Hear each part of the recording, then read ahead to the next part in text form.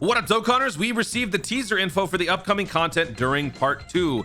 Infinite Dragon Ball history, Birth of the Shadow Dragons, the free-to-play story events, everything that is coming up in Part 2. We have received, actually not everything, but the first few waves of content that's going to be coming up during the start of Part 2 have been revealed and have been teased, which means Part 2 is just around the corner. Now, I'm going to start this video by answering a question that I have been getting bombarded with, in spite of the fact that I made a video addressing this very thing on my most recent live stream. I cannot believe I received as many questions that I did regarding this, but to be fair, there are a lot of Dokkanners out there that simply just didn't know.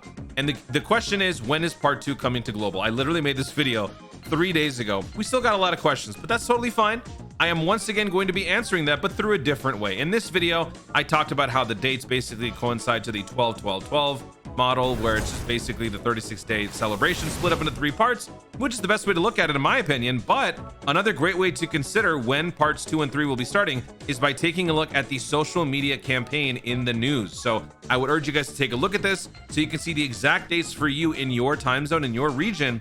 But this pretty much gives us the answer. So during this whole super, what is it called, SNS social media campaign, basically throughout the celebration, they want each Dokkan player to post on social media and promote the product 3 times during the celebration, once per interval. If you do that, you get 3 stones. 3 times 3 equals 9. That's the point of this. But the important detail is that they're only allowing you to post once during each interval. The first interval was from the 6th until the 17th of July. That's effectively part 1.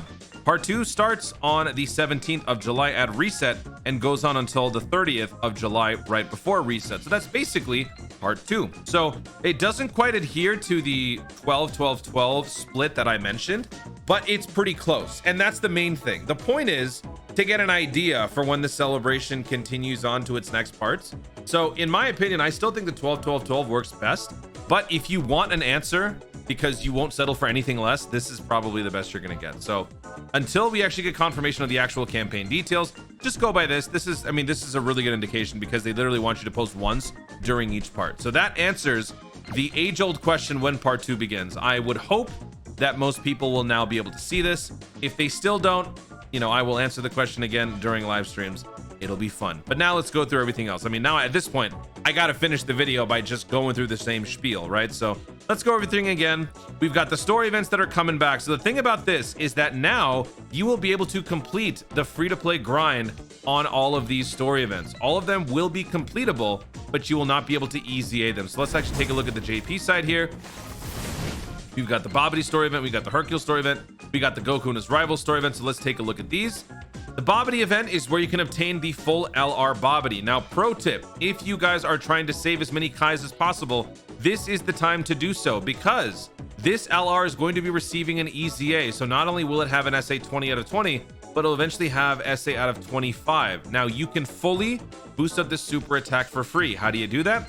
You basically have to farm out this Babidi to enough copies where you have one copy that's SA 10 out of 10, another copy that's SA 10 out of 10, and then a third copy that's SA 5 out of 10. Once you do that, you then have to bring each Babidi to the LR level. So the process of doing that will take some time, and it will be time consuming. It will involve a lot of medals, but I'm telling you, it's going to be definitely worth it, because you will save yourself a ton of Kais that you could then spend on more summonable units that you either get during this celebration or during Worldwide or Dragon Ball Heroes. Don't forget, Dragon Ball Heroes is quickly becoming a pretty appealing celebration that people like to summon on.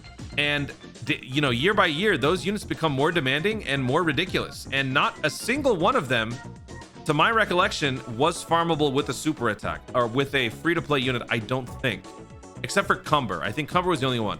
But other than that, everybody else needs Kais. So you should be saving as many Kais as possible. Spending a single one on the Babidi is inexcusable. So the first part of the celebration, since JP started this on the 9th, their first few days was dedicated to just the story event grinding, the Birth of the Shadow Dragons, the King Kai event, and Infinite Dragon Ball history.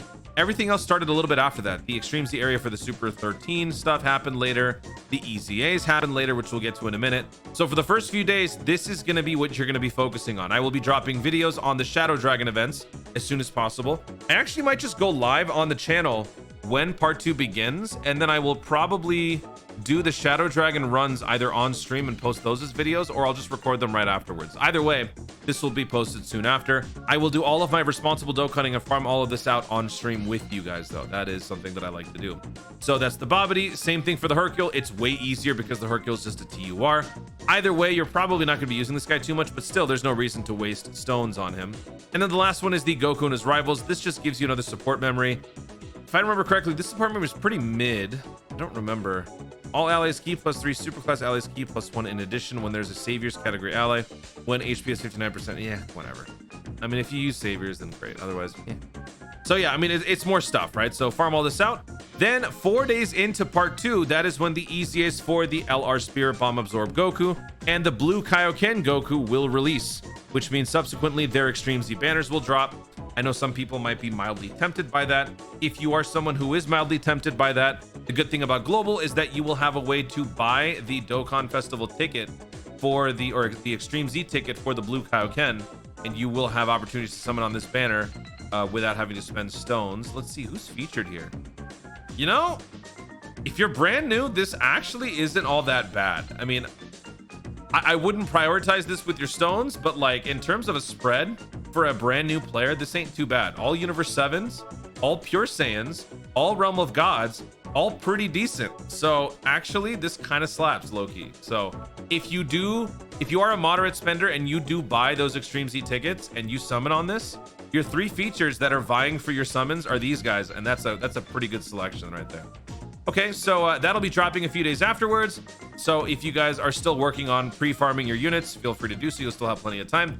And then just a few days after that, basically equivalent to 1 week into part 2, that is when the part 2 banners release. So that is the full breakdown for the schedule for part 2. Now, the only question that remains is one that I brought up before. Again, this is a rehashed video because y'all wanted it.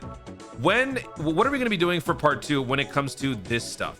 The World Tournament. JP's World Tournament was notoriously shoved into part 2 of the 8-year because of the fact that the fan meetup basically bumped everything out of place.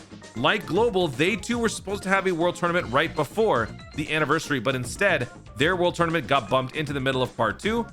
Positive, they got 50 stones. Negative, it impacted the, they had to spend time doing this and they couldn't spend time enjoying everything else in the celebration. At the same time, there was also other events like the Saiyan Warriors Pride thingy, the Raditz one, Raditz's Easy Area.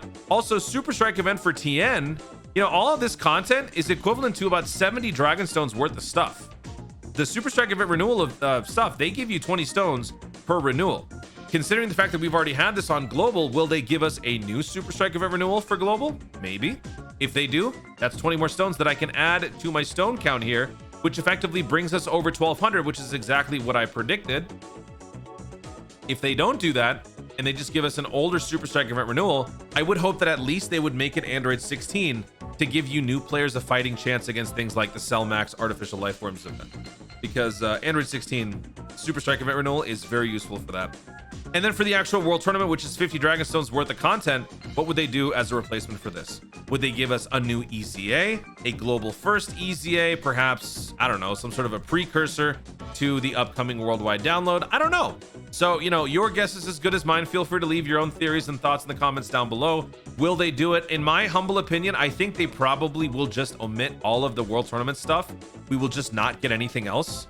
And if anything, they will probably give us a new Super Strike event renewal, which still is fine, but I don't think we're going to be getting anything as a replacement for this one. I know some conspiracy theorists out there on Global might be thinking a Global First could be coming up, but I would rather assume not and be surprised than to assume the best and be disappointed, because that is essentially the Global Dokkan experience if you are someone who gets carried away with expectations based on JP. So I don't want to do that to you guys. So I am keeping my expectations very, very low.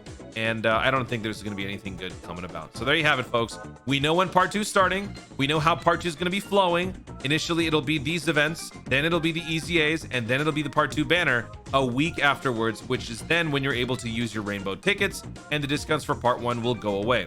Any questions? I certainly hope not. Guys, thank you so much for watching. If you enjoyed the video, be sure to leave a like down below. Let me know in the comments if you now know when part 2 starts, or if you are still unclear as to when part 2 begins. Now, more seriously though, what event do you think could be coming into part 2 on global as a replacement for the world tournament? Do you think there would be anything? If so, what would it be? Do you think there will be nothing, like me? Or do you think there's some sort of middle ground that I'm just not considering? Let me know your thoughts about all of this in the comments down below. Also, be sure to subscribe for more dope content in the future and click the notification bell so that you let YouTube know you want to see more of my stuff. Do it! Thanks again. Stay tuned and remember to Dokkan responsibly.